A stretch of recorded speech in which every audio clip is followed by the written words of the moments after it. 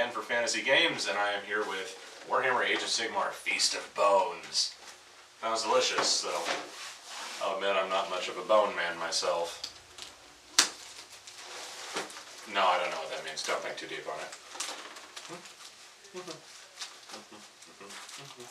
You know, you'd think I'd start carrying like a razor knife with me or something to get these things open, but here's our first look at all these Skellymen and the big lads what want to eat them. Goes to show that some people will eat anything.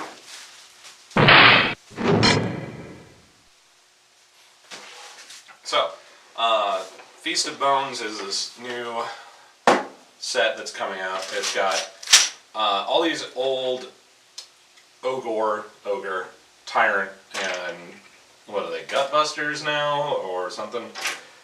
All these older ogre models that are just like their whole thing is eating. And to be frank, I know plenty of people like that. So, but these newer models, these Ossiarch Bone Reapers. There's a name. Are a completely new faction. If I'm reading the previews on Warhammer Community right, they're I guess the best way you could describe them is Necrons by way of Tyranids. But let's just see. We've got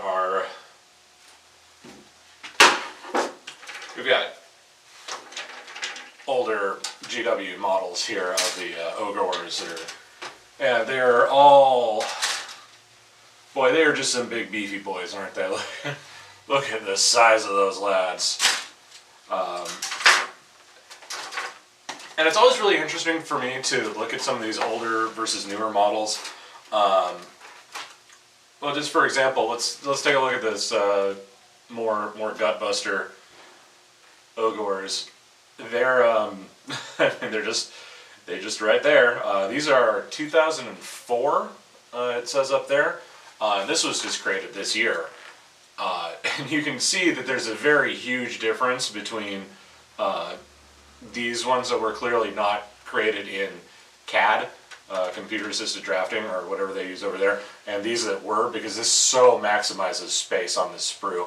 And this is just like, we got to sculpt this by hand. Let's get as much as we can in there. And there are merits to both, mind you. It's just very comical to me. But yeah, you get a lot of ogre lads in this, and you get they have cannon. They just walk around with cannons, and that's how they do damage. Just like, oh man, we got to load all this scrap into cannons and take care of business. But here's the big thing that this comes with. This enormous. Here's the tyrant on the new sprue. This is clearly a newer sculpt because it looks. I mean, it looks about a bajillion times more interesting visually than these half-naked ogres running around. But this is the tyrant sprue. This is brand new sprue for this box set. No word on when it's getting a separate release, if it ever gets one. But yeah, no, this big homie here is an iron blaster. It's a cannon that's so dang big that it has to be drawn by, well, it's not a Gorgrunta. Is it a Gorgrunta? No, it's some sort of woolly rhino, which is super rad, especially if you grew up with dinosaurs like I did, and most children my age did. Like, ooh, woolly rhinoceros, that's interesting. But here's the real, I mean, I hate to say really interesting, because it's all interesting, it's all cool. But the new sprues for I'm not terribly familiar with these Ossiarch Bone Reapers quite yet, or any Nighthaunt really.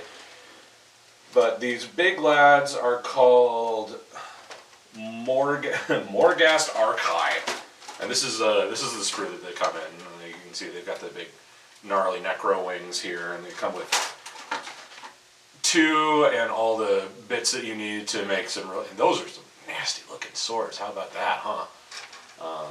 I'm about that.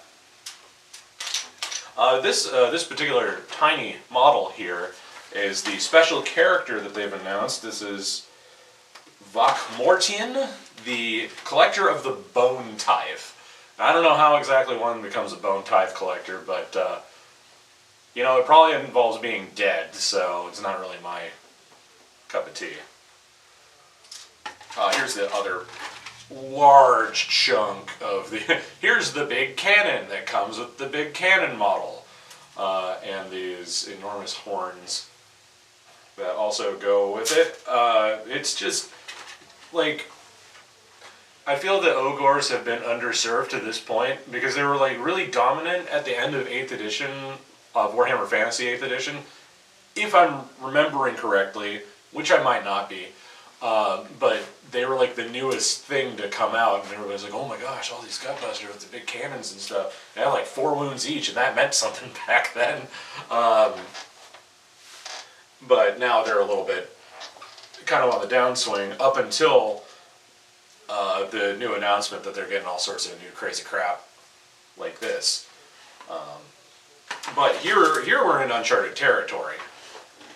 These are Mortek Guard and Necropolis Stalkers. Yeah, these are the Necropolis Stalkers. They are the...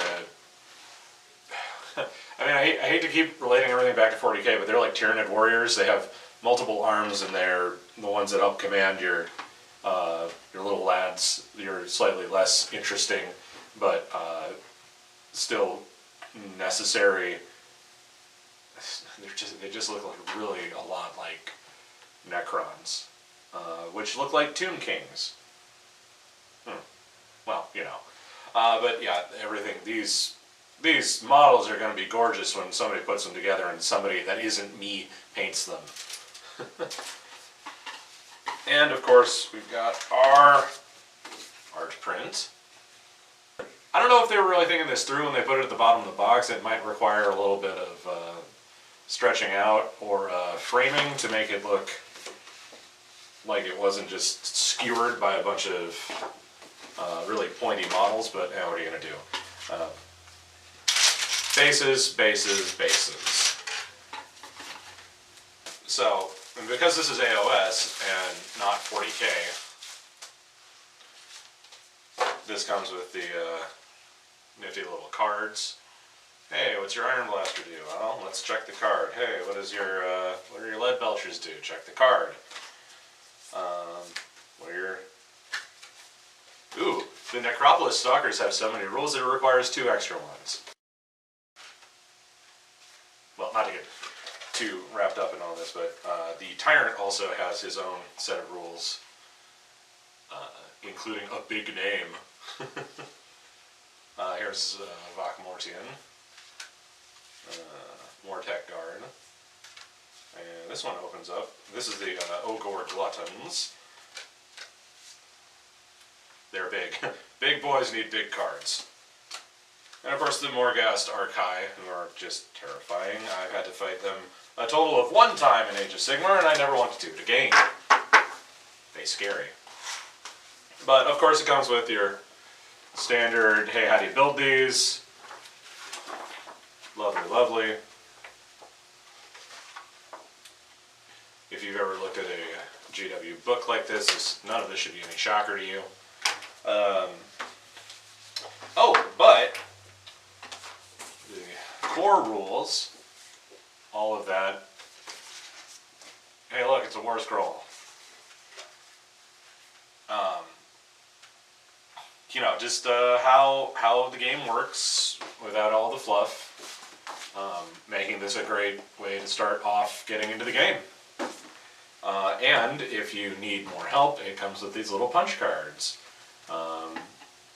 Bunch of command point ones, special rules, a lot of hunt and kill, and these 2 nice little 9-inch am I allowed to drop within range of you things that are just I mean, they're bursting at the seams to come out, quite literally. So I'm just gonna plunk those down here.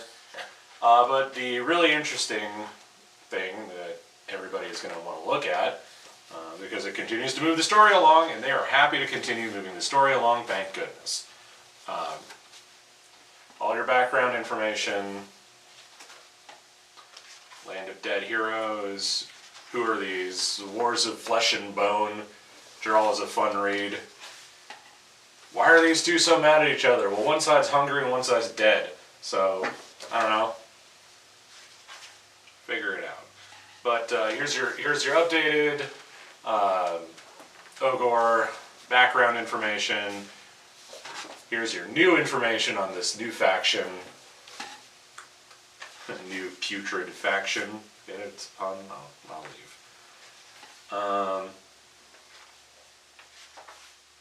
Yeah, all these pretty models, all painted up and nice and ready to go.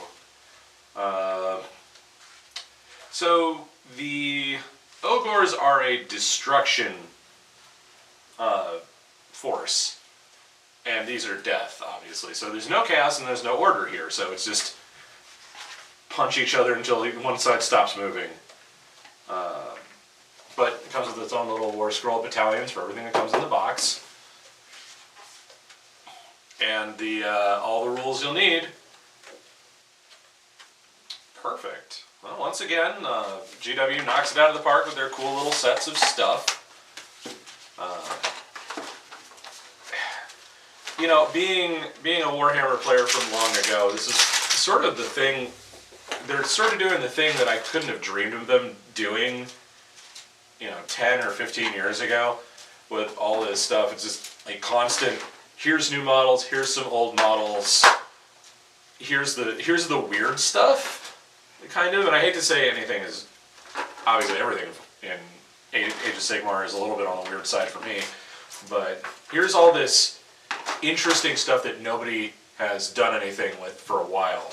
Here's new Sylvaneth, here's the Ogors, which we had kind of thought were consigned to like the dustbin at this point, but they have been resurrected.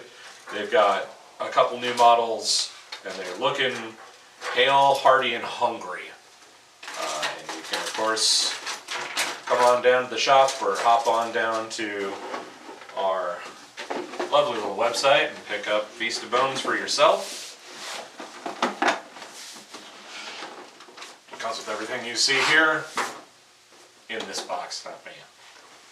But yeah, I haven't seen how Bone Reapers do on the table against other armies, but if they're anywhere as effective as other death armies have been recently, well, this will be a great way to add to your collection or get started on a new one. Anyway, this is CJ Ireland for Fantasy Games, signing off. Thanks for watching.